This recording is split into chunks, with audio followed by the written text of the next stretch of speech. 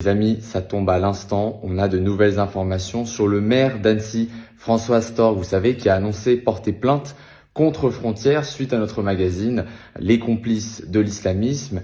Et vous allez voir, c'est vraiment croustillant. Eh bien, on apprend tout simplement que le maire d'Annecy a vendu un terrain de 2560 mètres carrés à l'association Salem pour la construction d'une 5e mosquée à Annecy. Et dans cette histoire, le terrain qu'il vend, il est actuellement occupé par le Secours populaire qui aura jusqu'à août 2026 pour partir. Donc, on fait partir le Secours populaire pour la construction d'une mosquée.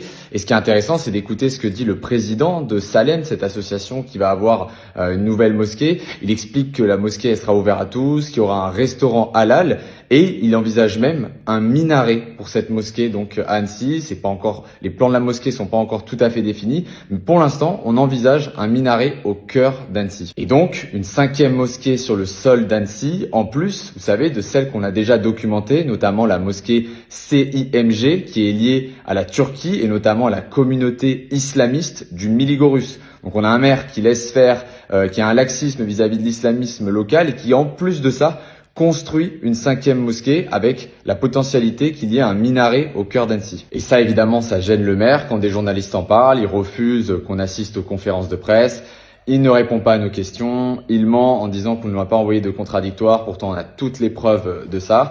Et nous, vous le savez, on va continuer à enquêter sur ces maires de Haute-Savoie dont personne ne parle, dont les journalistes, la presse quotidienne régionale ne parle jamais.